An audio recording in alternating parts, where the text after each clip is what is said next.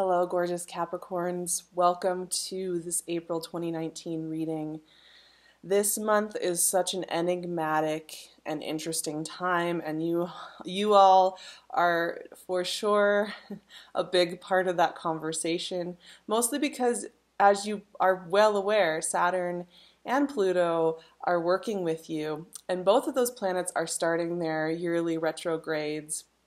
You're basically annual retrogrades in your sign. And we start off the month around April 4th with the Pluto being at 23 degrees of your sign, opposing the North Node in Cancer. And there's been this process, and we've talked about it many times for you guys, of there being a big transformation in your worlds and how you work through the world and who you're going to be in the world and what that's going to look like and what that's going to feel like and how you can dip into that energy. And this month is one of those months where the conversation is very much about you morphing and coming to realizations and revelations about where you're putting your focus and your drive and your ambition. So it was interesting checking in with your energy and feeling through it when I came up with your note, because let's see what the note said. You have something to realize about your future this month. There's an internal revelation going on about how you're supposed to morph moving forward, and it's only going to make sense when we get to the end of April. So during the course of April, one of the things you may be noticing in this process is that you are a little bit mystified as to how this is going to play out. Or you may even just feel not so much that it's based on stress or fear or anything like that, but just more that it feels kind of like you have some idea of your path, but there are big pockets of big question marks where things aren't totally lining up and things aren't totally moving in a way that feels. Page of Wands, Eight of Cups. Okay, interesting. Yeah, the traveler, the seeker, the searcher, these words are coming up already for me. There's something coming to an end, there's something opening up, there's a grief and a sadness, and there's also a hope and an excitement. Queen of Swords. Interesting. Yeah, the morphing is really strong for you guys. So yeah, we have that North Node and Pluto opposition working, having your sign with the South Node of the Moon in your sign is doing interesting things for the Capricorn family, because it's helping you to kind of see how you can grow and expand, that you don't have to feel like just imprisoned in one aspect of self, and that there are ways that you guys are learning to express and create and be. Eight of Pentacles. That is really powerful for you. So a few other things that are going on this month. We have the moon cycle is hitting into other cardinal signs. So we have the new moon in Aries, so hitting into your fourth house of home and family, the internal world, the emotional world. It's a great new moon to really consider how you want that to look, what you want that to feel like, your private internal world, the world that other people aren't always privy to, but that is very important to your whole dynamic. Queen of Pentacles. Right? We have a full moon in Libra, another full moon in Libra on the 29th. And that has to do with your career. It has to do with how you walk through the world, what you look like on the external. And this is another one of those like illuminations of what you want that to look like and feel like. We had a full moon in Libra in March, and we're having another one in April. And that's been a full lunar cycle where we've had to really assess. And for you, that's been the assessment of external and internal, and how you can find balance between the two, right? Because there does need to be balance. Judgment. There's that Pluto. So we have all that going on. Taurus season's kicking into gear on the 20th of April, and of course Taurus season's really good for you guys. It kind of gives you that energy of excitement, creativity, playfulness, all that good stuff, because it's fifth house energy. Ooh, Eight of Wands and Two of Cups popped out. Okay, cool. I'm going to leave it there for now. So there's a whole morphing process, and I think you could see how intense the first part of the month is. Then once we hit into Taurus season, something starts to happen where you start to blossom and open up into this morphing. But I think the morphing itself at the beginning could feel a little overwhelming or a little tense or a little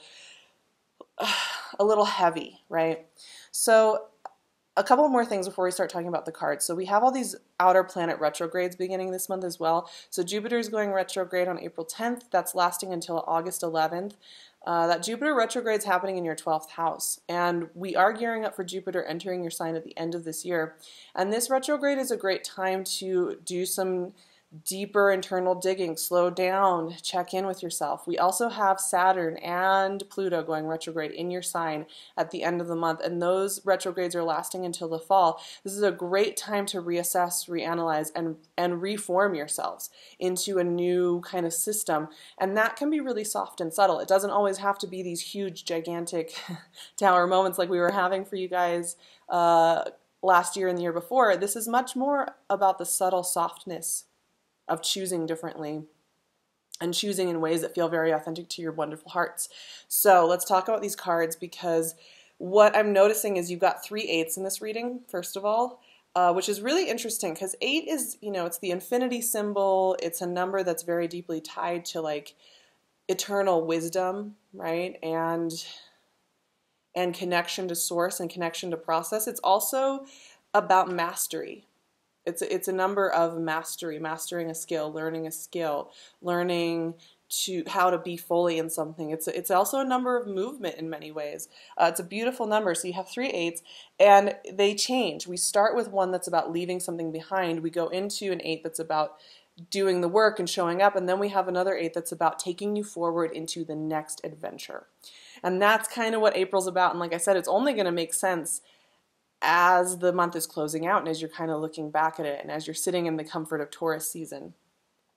So right away we have a herald, the Page of Wands. And this guy likes to stir things up a little bit, get things passionate, get energy and information moving. He wants to make things happen, especially when it comes to career or opportunities. And he's kind of saying, there are opportunities coming your way.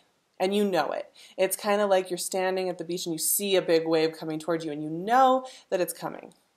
And you're aware that it's coming. But you also know that in order for you to actually be able to ride that wave, in order for you to actually engage with it in a healthful and fully embodied way that you want to, that you've got some things you need to sort out. And that's kind of what the beginning of this April feels like. It's like, I know I want to ride this wave. I know how good it's going to be. This is amazing. I'm seeing it. I'm hearing it. I'm getting the information. I'm getting the hits. I'm getting the downloads. But I know that in order for me to be able to keep up with this, enjoy this, fully embody this, I need to take care of some things. And I don't even know exactly what those are going to look like. But part of this has to do with healthy boundaries and healthy patterns. So the 8 of Cups, I want to start there before we get into Queen of Swords. The 8 of Cups is one of my favorite energies, and here's why.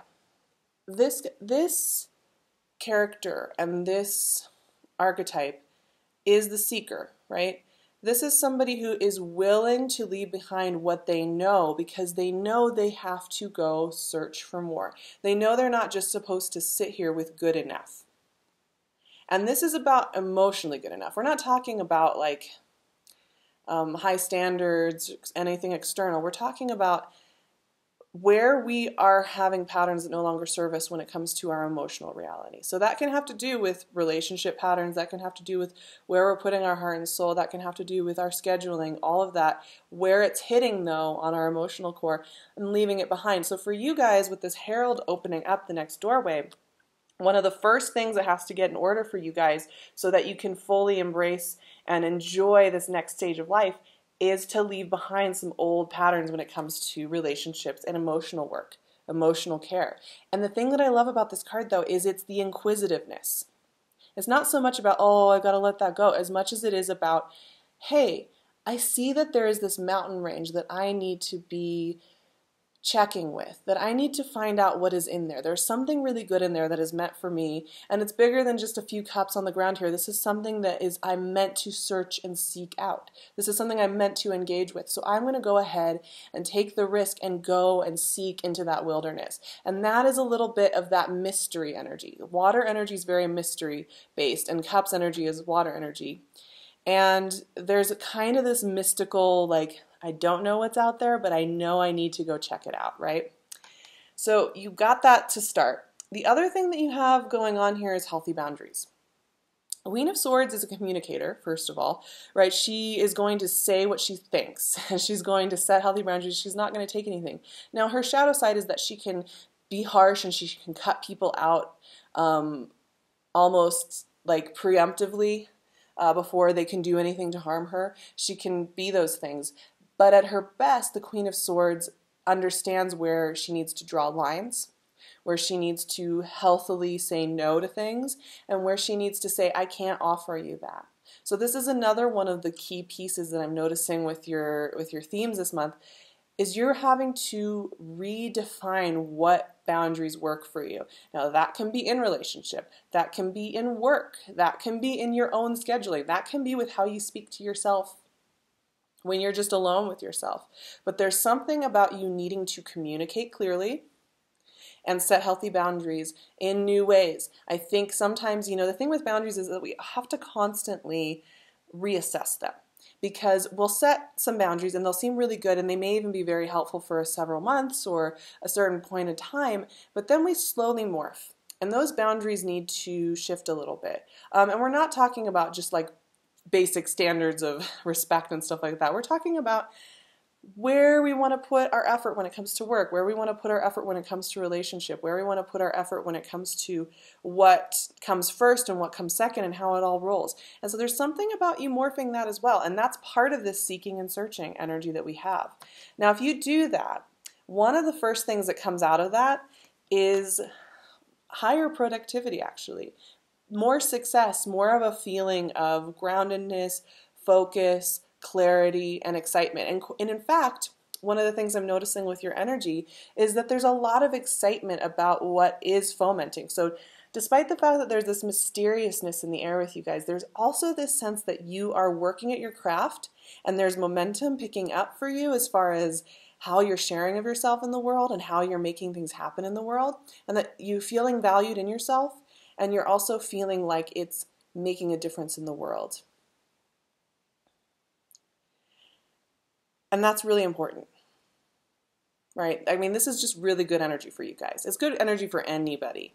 To have this, it's one of the things that I've thought about a lot is when we want, deep committed relationship, or we want somebody to acknowledge us in a certain way, or we want any of those things, what we're really wanting in life is to be working and creating and be a part of the creative process in a way that is meaningful for us, so that when we wake up in the morning or when we challenge ourselves, we're engaged with something with meaning. And that's what these cards really are about. But they're also about self-valuing. And they are also about taking the time to savor what is really valuable in this life, especially when you get into Queen of Pentacles energy, right? So we Eight of Pentacles, there's some good stuff going on with work. There's some great stuff going on with money. There's some great stuff going on with mastering a new skill set and feeling really good about how that's going. And that can look like anything. That could be super creative. It doesn't just have to be about career moves. That can be about like learning a new dance style and getting really good at it or something like that. But the Queen of Pentacles compared to the Queen of Swords is a little different. She's much more about the nurturing process, the internal, the quiet, the valuing, the deep valuing. And one of the things I want to bring up with you guys is not only do we have, you've been working with Saturn and Pluto in your sign, but Uranus and Taurus is a really interesting transit for the Caps out there, because it's a fellow earth sign, right? And the revolution, the surprise, the upheaval is coming into your heart chakra, your creative, loving heart chakra, where romance and true love and playfulness and creativity live for you guys. It's very deeply tied to you when you have a fellow earth sign getting lit up by the planet of revolution. And how you value yourself and how you value your creativity and how you nurture yourself are such important parts of the Uranus and Taurus transit. And that's part of what's going on here. You have to let go of an old version of how you value and love yourself, how you look at your work in the world, how you look at your creativity, and how you look at how you connect with people. Judgment is the death and rebirth energy. He's very tied to Pluto, which is in your sign, and is doing some interesting aspecting this month with the North Node and with other aspects, and then also going retrograde at the end of the month.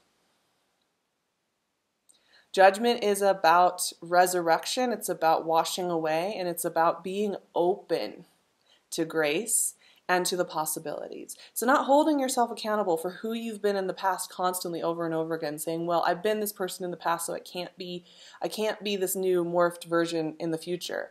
No, you can. And in fact, you're being invited to do just that, because the last two cards are about balance, they're about deep connection, and they're about moving forward into the next cycle of your life. And it's funny because the sense that I get with you guys, as much as you are just go-getters and you are willing to try things, you are cardinal energy, you are willing to forge forward. You don't just sit back and like say, I don't know, but you are cardinal energy. However, I feel like you're nervous about stepping fully into this life. You know, I feel like you're a little bit like, I don't have it in me. At the beginning of the month especially, I think there's a part of you that's like, I'm not sure I can show up to this next role. And that, like I said, that can look like a lot of different things. Yes, of course, there is a love connection that shows up with the Two of Cups, right?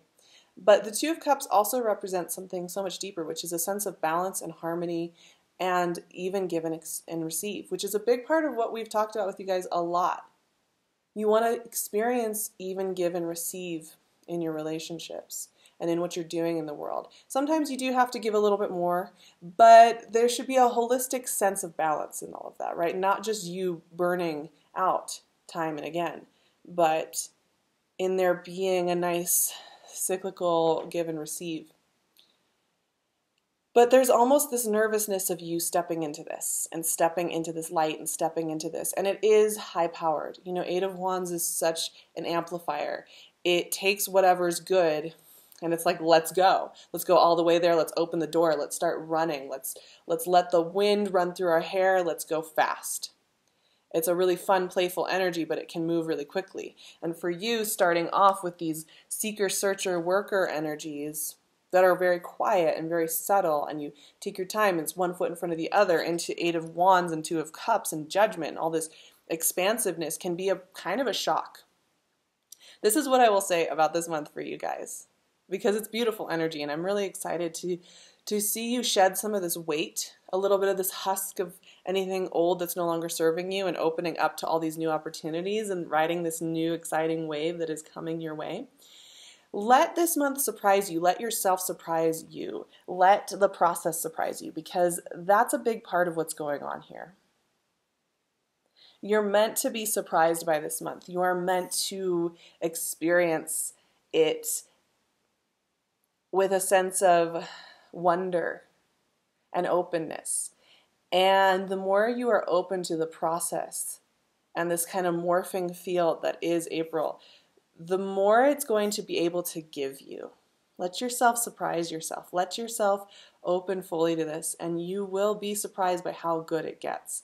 Your energy is quite beautiful this month, I have to say. It is transformative, but it's in that sense of like self-realization, self-actualization, and doing it in ways that I think really will surprise you. So I'm excited, Cappies. I hope you have an amazing April. I'm sending you so many well wishes for feeling revitalized and renewed. You can book a session with me at my website, SARAHTAROT.com. I'm booking a few months in advance, so you'll want to plan ahead.